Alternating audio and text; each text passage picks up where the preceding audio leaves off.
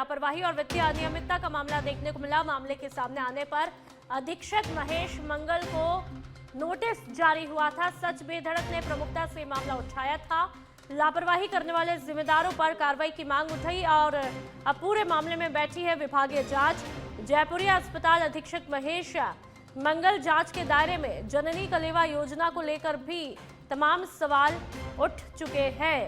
तो सच बेधड़क ने ये पूरा मामला उठाया और उसका असर भी यहां पर देखने को मिला है। और ज्यादा जानकारी के लिए संवाददाता कुणाल भटनागर हमारे साथ में एक बार फिर से फोन लाइन पर जुड़ चुके हैं।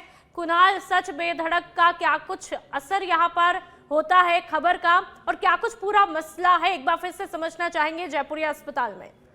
बता दें कि जयपुरिया अस्पताल में कई तरह की अनियमितताओं का मामला सामने आया था, जिसमें जननी कलेवा योजना की बात कर लें, जिसमें जो तय नियम थे उनके तहत काम नहीं किया जा रहा था। इसके अलावा पार्किंग की बात कर लें, और सबसे महत्वपूर्ण बात संविदा कर्मचारियों को लेकर जिस तरह से जो अधीक्षक हैं उनके द्वारा लापरवाही की गई, और लापरवाही का नतीजा ये रहा कि सरकार पर हर महीने 4 से 4.5 लाख रुपए का भार जो है पड़ रहा था, क्योंकि बिना किसी को जानकारी दिए संविदा कर्मचारी को रखा गया। जब उनका वेतन बना और इस बारे में जो संबंधित कंपनी है उससे जानकारी मांगी गई, तो उसने इनकार कर दिया कि हमने इन कर्मचारियों को जो है इनकी जो सेवाएं वो स्टैंड नहीं की हैं। ऐसे में किसकी मनमर्जी यहाँ पर चली और क्यों, किस नियम के तहत इन संविदा कर्मचारी को रखा गया, इस पूरे मामले को लेकर सीएमओ स्तर तक शिकायत हुई थी। इस पूरे मामले को सच बेधड़क ने भी प्रमुखता से उठाया था, और उसी का नतीजा है कि इन तमाम मांगों को उठाने के बाद इस पूरे प्रकरण में नोटिस जारी किया था। जो जयपुरी अस्पताल अधीक्षक है महेश मंगल, उनको नोटिस जारी किया गया था, और अब इस पूरे मामले में विभागीय जांच जो है इस पूरे मामले में बैठी, और आने वाले समय में जो है विभाग अपने स्तर पर जो भी जांच है वो करेगा, और जांच करने के बाद बड़ा एक्शन इस पूरे मामले पर देखने को मिल सकता है। बिल्कुल, विभागीय जांच की बात आपने जिक्र किया कुणाल, कब तक जो ये कमेटी है विभागीय जांच को लेकर के स्थिति पूरी तरह से साफ हो जाएगी?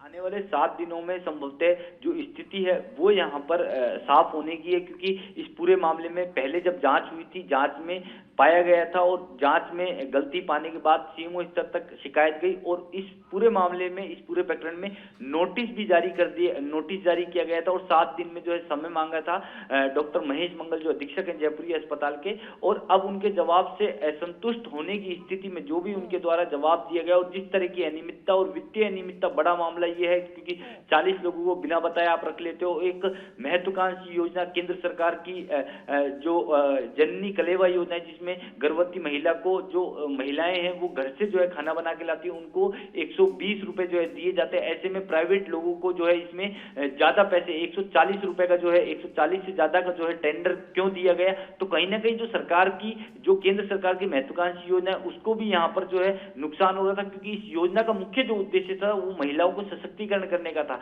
टेंडर देने का नहीं था। लेकिन इस पूरे मामले में जिस तरह की वित्तीय अनियमितता सामने आई, संविदा कर्मचारियों के मामले में जिस तरह की वित्तीय अनियमितता सामने आई, और पार्किंग को लेकर जिस तरह से वित्तीय अनियमितता सामने आई, तो काफी गंभीर मुद्दे थे, और सच बेधड़क लगातार इन मुद्दों को उठा रहा था और इन पर जो जिम्मेदार है उन पर एक्शन लेने की बात कर रहा था। लेकिन अब इस पूरे मामले में पहले नोटिस जारी हुआ सच बेधड़क की खबर पर, और अब इस पूरे मामले पर जो है विभागीय जांच बैठी है। बिल्कुल कुणाल, एक आखिरी सवाल, विभागीय जांच जैसा कि आपने बताया तकरीबन 7 दिनों का ये वक्त है जब रिपोर्ट के द्वारा स्थिति पूरी तरह से साफ हो जाएगी।